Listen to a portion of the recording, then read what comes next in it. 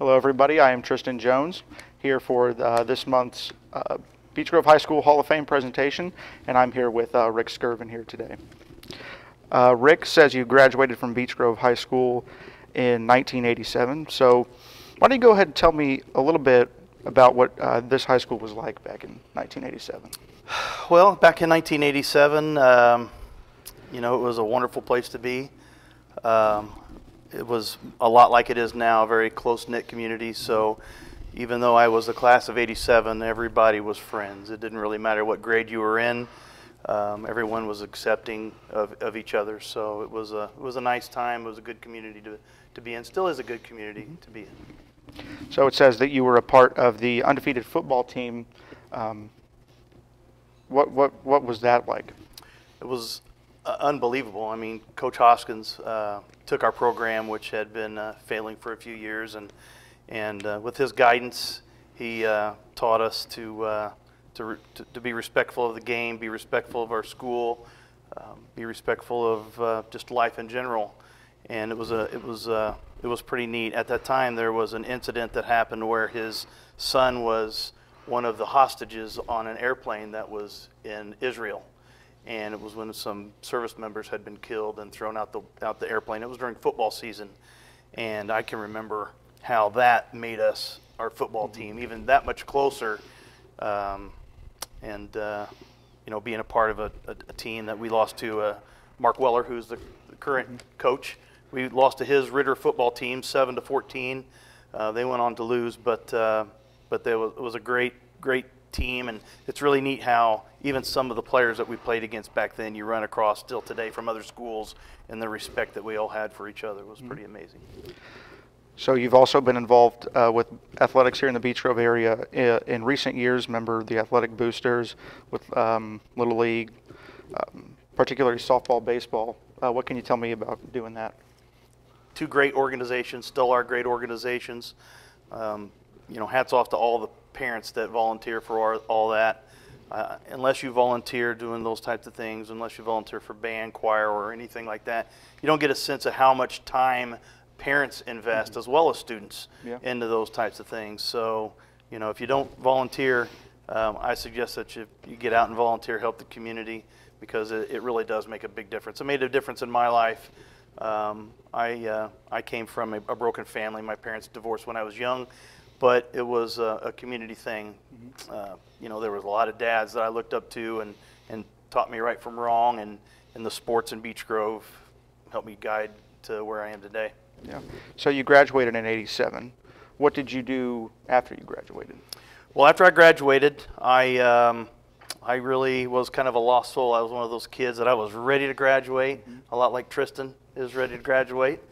And I was going to go to work and just, and be a worker for the rest of my life. And then I realized that there's a lot more than just work.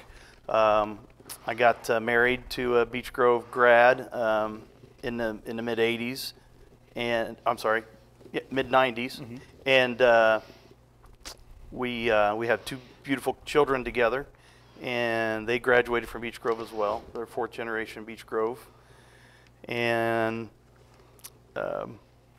just all positives.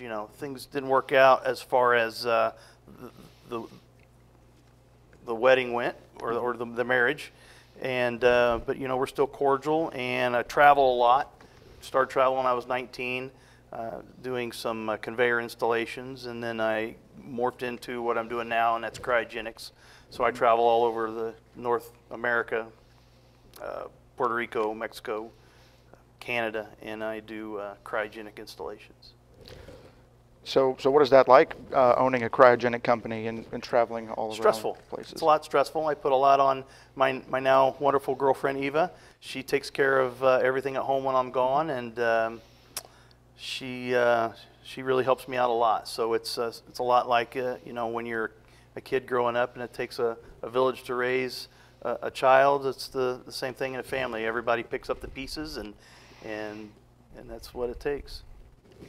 You're also an owner of a few companies here in Beech Grove, the Night Owls restaurant and the Black Tire Company. Yes. So what is it like owning businesses in the city that you grew up in?